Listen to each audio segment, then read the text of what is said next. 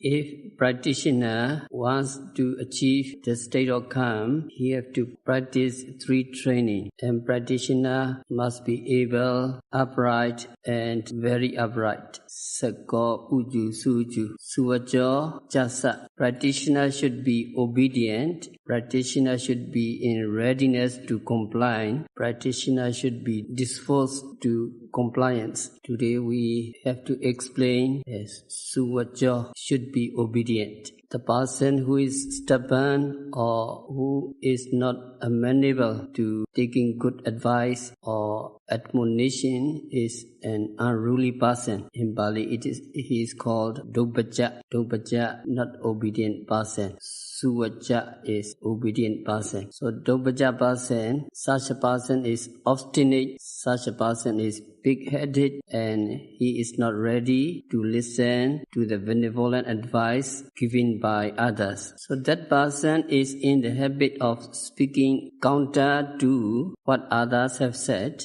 with a tendency to hold a contrary opinion. He may think of the other as being bossy. He did something wrong and other people admonish and others rebuked. When other people admonish, he behaves or react badly. When asked, he refused to admit his own fault. If he remains silent, it would cause mental distress to others. It would cause annoyance to others. Even though a person may admit his own fault, later he may continue to do wrong without changing himself. It is very difficult to change his genetic factor. So this also similar to disobedience. It also amounts to non-compliance. So the commentaries mention that such a person is remote or rather miles apart from achieving a special dharma. That person is inclined to disobey, and when other people admonish, he is likely to become angry, cannot be able to develop metta. It is really essential for a yogi to be obedient. If properly reflected, what others have said with the best of motives is for our own benefit. For instance, a person, his face is stained with soot, people will laugh at him if he goes to a public function or a ceremony. If his friends see him and they tell his friend's face dirt and soot, so he can wash and cleanse the dirt on his face. If he goes to the function, after cleaning the dirt on his face, he will escape ridicule. So if any shortcomings of a person is pointed out by the other, one should be grateful to the well-wisher. So one should gradually correct his own fault, rectify his own mistake. Rahula was only son of our Lord Buddha, and when he was 7 years old, he piled up a mound of sand and even prayed earnestly every day. How he prayed: may I receive admonition many a time. May I receive admonition as much as there were grains in the heap of sand. He prays in this way. So it is important for a person who is practicing Metta Bhavana or Vipassana Bhavana or other kinds of meditation become a Suvaja individual, that is obedient person, obedient yogi. A person or a practitioner who is obedient, who is meek and mild, and a yogi is ready to comply with, or a practitioner who abides by the instruction given, we accept any kinds of good advice. He will accept any kinds of sincere warning with pleasure. He will also reform himself, and the commentary said that such a practitioner is close to attainment of special dharma. Today we have to explain the Venerable Potila, who was very senior monk, who was obedient to the instruction of the Samanera. At one time, our Lord Buddha was residing at the Jetavana monastery. At that time, Venerable Potila was a senior monk who knew the 3 Pitaka very well. So Venerable Potila was teaching the Dharma to 500 monks because he knew the 3 Pitakas. he was also very conceited, and Buddha knew his weakness, and Buddha wanted him to mend his ways and put him on the right path. So when Putila came to pay obeisance to the Buddha, Buddha addressed him. Now Tocha Putila, useless Putila is coming and paying obeisance. When Putila sat down, Buddha mentioned useless Putila is sitting. When Putila went back, Buddha addressed, now useless Putila going back. So Buddha addressed Tocha Putila, that means useless Putila. So that is Buddha admonition. Buddha addressed in this way when the person did not attain Mega or Pala or Jhana. So Buddha addressed in this way useless Putila, Tocha Putila. Buddha addressed useless Putila. That kind of speech is true because Putila did not attain any Mega or Pala or any level of mental absorption Jhana. It is true. So Buddha addressed Putila, useless Putila, by addressing in this way, it is beneficial for the future. So because of this, Buddha addressed. But the speech was not disliked by Venerable Putila. Now we want to explain in detail what kinds of speech Buddha talked and what attribute Buddha had. So you may understand the 9 attributes of the Buddha. Iti piso bhagava araha samma sambuddho vijja charana sampanno sukhato. So sukhato, iti piso bhagava sukhato, 4th quality or attribute is because of this, the Blessed One is called one who has gone rightly. It is the first meaning. Buddha has gone to Nirvana. Buddha has gone rightly. Because of this quality, Buddha, the Blessed One, is called Sukhato. And second meaning is because of this, the Blessed One is called one who say what is true and beneficial, whether they liked or not. That is the 2 meanings of Sukhato. And by his wisdom, he spoke either for the benefits of secular or spiritual life. And he never indulged in an idle talk. So there are 4 elements of speech. Number 1, telling the truth, no lying. Number 2, no slander, saying things with a view to effecting friendship and unity. Number 3, using pleasant language, avoiding rude words. Number 4, avoiding idle talk, not using words of no value or benefits. So those 4 elements apply to communication in worldly affairs as well as religious affairs. If we observe these 4 rules of speech, we can be said to be of clean speech. So there are 6 kinds of speech in human communication. Number 1 is the speech that is not true and not beneficial and not liked by others. For instance, if one makes a false accusation of immorality against a person who has a clean record. Number 2 is a speech that is not true and not beneficial, but it is liked by many people. So in this category are included tales, words causing misunderstanding and disunity, and discourses on false religions. Tales, novels, and stories are mere invention. They are not the accounts of real events, and so reading them gives no benefit to the reader, who may be sexually aroused or moved to sorrow, anger, or dejection. Yet these tales and stories are liked by many people. And some propaganda contains many such lies. So in ancient times, religions said that sacrificial offering of animals neutralized evil deeds and brought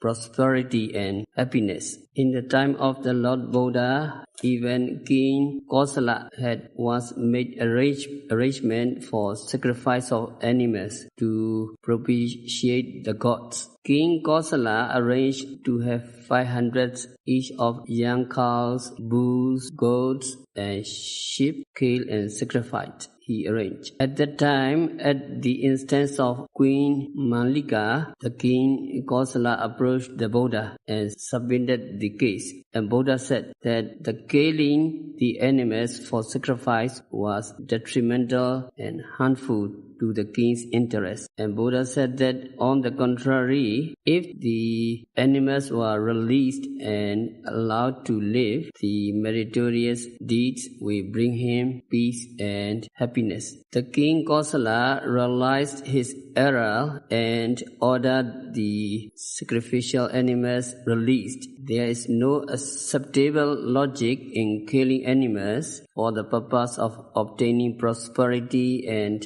happiness for oneself. It is unreasonable to suppose that others' misery will bring about one's happiness. It is unreasonable. Yet there are many people who are in favor of sacrifice. Such beliefs are of no benefit, yet many people believe to them. So the statement, there is no karma, there is no effect of karma, and there is no afterlife. So they stated in this way. So that statement is not true and has no benefit for any, but many people like it. So this is an example of number second category of speech. Though many people like such statements, we have to avoid because they are not true and they are not beneficial. So Buddha avoided that kinds of speech. So number 3, this category includes speech that is true, but it is not beneficial and it is not liked by others. For instance, it is calling a thief, calling a cheat, calling a blind person, you are blind. So this is true, but there is no benefit and it is not liked by the person concerned. So this kind of speech was never used by our Lord Buddha. So number 4, the speech is true, but it is not beneficial, though liked by many people, such as political rumors and gossip, which may be true, which may be relished by many, but it is not beneficial for the practitioner. That speech will disturb the minds of the yogis. They cannot develop concentration and wisdom. So such kinds of speech was never used by our Lord Buddha. So number 5, that the speech is true and beneficial, though not liked by some person. So such speech is like this: in your previous existence, you have done a lot of bad deeds, and so you are now in misery. If you don't mend your ways, if you continue doing bad deeds, you will go to the lower states. This admonition is motivated by a kind wish for the welfare of the person concerned. This direct approach may not be liked by the person concerned, though it is a statement of truth, but such speech should be made. And Buddha made such kinds of speech. And Buddha said that Devadatta, who tried to cause schism in the Sangha, Devadatta tried to cause a division in the members of the Sangha, thus committing that is called Sangha Vedika Kama, heinous crime. If he do, he would fall into hell and suffer misery. Therefore, entire aeons. So this prediction was not liked by the Devadatta group, but it was made for the benefits of others who might otherwise happen to commit similar sin. So Buddha made such a speech because he knew that it was true and beneficial to many, though not liked by some people. So number 6 is the speech that is true and beneficial and popular. This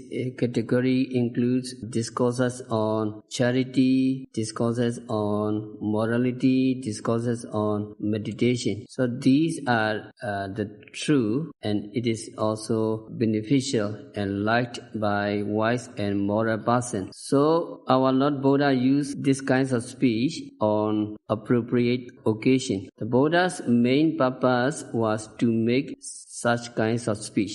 So altogether 6 kinds of speech. Need to remember the first one is speech that is not true, not beneficial, and not liked by others.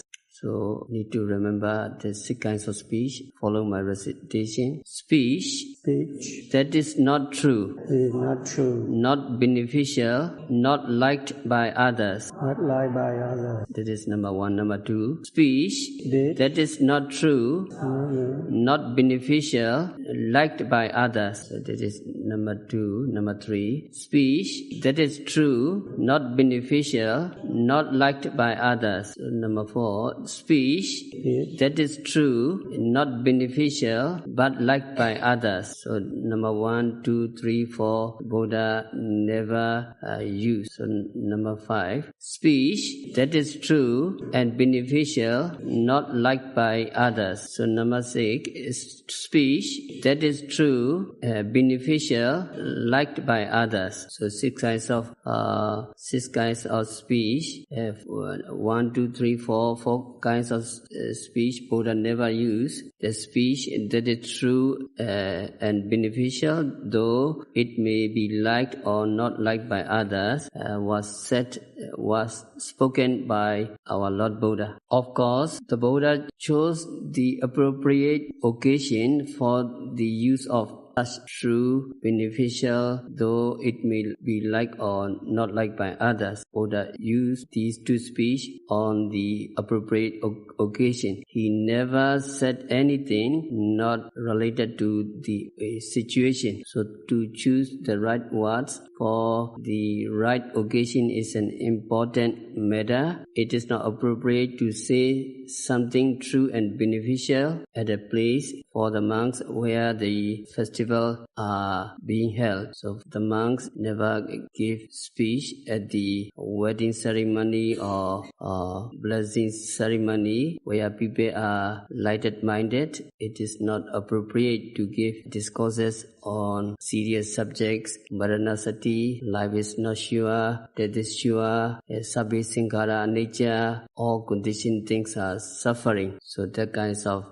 talk, that kinds of speech is not appropriate to talk in the wedding ceremony or blessing ceremony. For the reason that Buddha used appropriate speech for appropriate occasion, he was in possession of the attribute of Sayadaw, which means saying appropriate words. So in other words, Buddha said what was true and beneficial to many, though it may be liked or may not be liked by some. So two meanings of the attributes of the Sayadaw attribute. Itipi so bhagava Sayadaw. Because of this, the Blessed One is called one who has gone rightly. And second meaning is because of this, the Blessed One is called one who say what is true and beneficial, whether they like or not. So we have to honor our Lord Buddha, who have the kinds of attributes Sayadaw. Follow my recitation. Itipi so bhagava Sayadaw. Itipi so bhagava Sayadaw. Because of this, the Blessed One is called one who has gone rightly. Because of this, the Blessed One is called one who has gone rightly. Because of this, the Blessed One is called one who say what is true and beneficial, whether they like or not. One who say what is true and beneficial, whether they like or not.